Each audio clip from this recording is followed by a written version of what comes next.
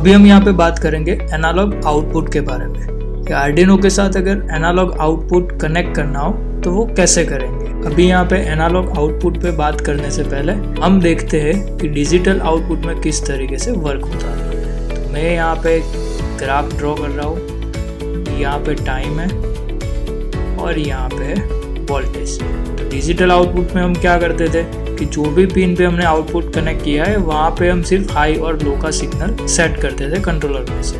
तो यहाँ पे हाई का सिग्नल दैट मीन्स वहाँ पे उस टाइम पे वैल्यू होती थी 5 वोल्ट की। तो ये हो गया था डिजिटल के लिए। अब हम यहाँ पे क्या देखेंगे कि यहाँ पे अगर हमें एनालॉग चाहिए, एनालॉग आउटपुट कनेक्ट करना हो तो कैसे करेंगे। तो यहाँ पे एनालॉग जो भी हम कनेक्ट करेंगे तो यहाँ पे वो पल्स डिज़ाइन करना होगा हमें।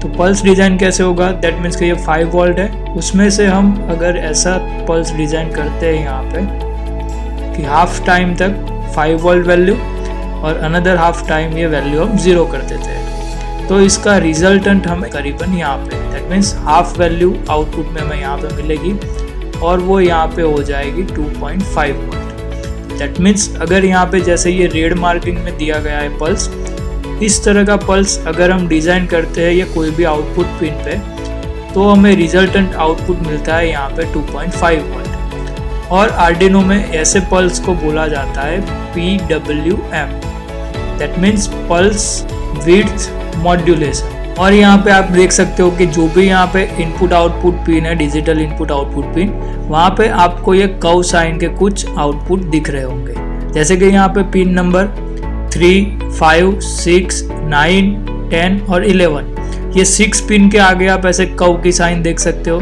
तो ये यहाँ पे आप PWM सिग्नल जनरेट कर पाओगे। दूसरी जो पिन है वो सिंपल डिजिटली वर्क करेगी और ये जो कर्व की साइन है वहाँ पे आप PWM पल्स इस तरीके से जनरेट कर सकते हो। तो ये पिन वर्क करेगी एनालॉग आउटपुट की तरह। अगर हम यहाँ पे डिजिटल में जैसे बात करते थे, ये 5 वोल्ट सिग्नल डायरेक्टली अगर LED को देते हैं तो LED उसके फुल ब्राइटनेस के साथ ग्लो होगी। अगर सेम LED को हम यहाँ पे 2.5 वोल्ट देते हैं तो हमें ऑब्वियसली पता है कि LED की ब्राइटनेस हाफ हो जाएगी। तो ऐसे ही हम एनालॉग आउटपुट कनेक्ट करके LED की ब्राइटनेस कंट्रोल कर सकते हैं। मोटर की स्पीड कंट्रोल करनी है तो वो भी हम ऐसे PWM जनरेट करके कर सकते हैं। तो ये सारे जो भी हम कर रहे हैं PWM से, उसको यहाँ पे बोला जाता है एनालॉग आउटपुट। तो अब यहाँ पे देखते हैं कि कंट्रोलर में से जब प्रोग्रामिंग करेंगे तब यहाँ पे ये PWM वैल्यू कैसे जनरेट करनी है। तो हमें यहाँ पे रेंज मिलती है 0 वोल्ट से 5 वोल्ट और हमें जब प्रोग्रामिंग करना है कंट्रोलर में से इसका कोडिंग करेंगे तब हमें यहाँ पे 0 वोल्ट को कंसिडर करना है 0 वैल्यू और 5 वोल्ट को यहाँ पे कंसिडर करना है 255 वैल्यू पे। तो ये वोल्टेज रेंज थी और ये हो गया है अपनी इंटीजर रेंज।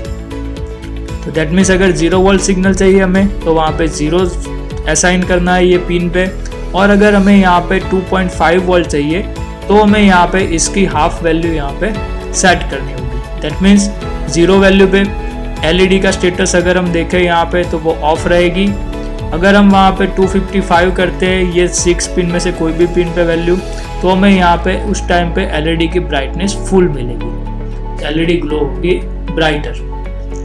अगर इन बिटवीन कोई भी वैल्यू हम सेट करते हैं, 50 कर सकते हैं, 100 भी कर सकते हैं, तो LED की ब्राइटनेस इसके हिसाब से कंट्रोल होगी। ये हम प्रैक्टिकल के दौरान और भी देखेंगे कि किस तरीके से LED की ब्राइटनेस हम कंट्रोल कर सकते हैं। अब यहाँ पे डिस्कस करते हैं एनालॉग इनपुट के बारे में।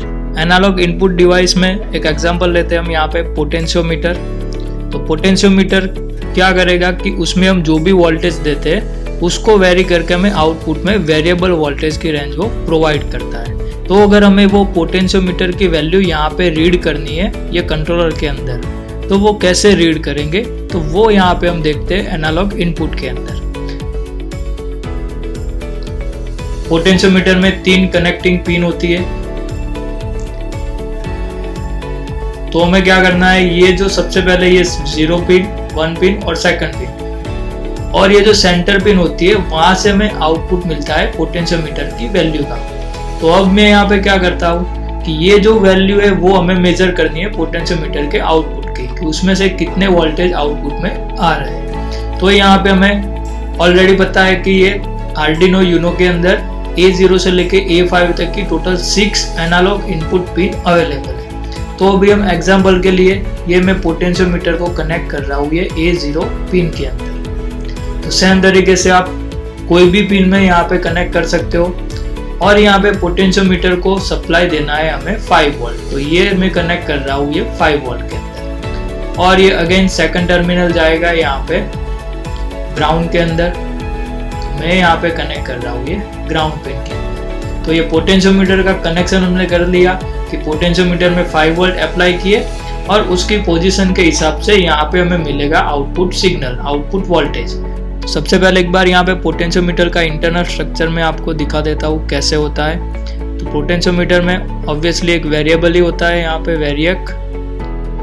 तो ये हो गई अपनी आउटपुट पिन और यहाँ पे हमने कनेक्ट किया है ये 5 वोल्ट सप्लाई। तो ये पोटेंशियोमीटर का इंटरनल स्ट्रक्चर मैंने ड्रॉ कर दिया है।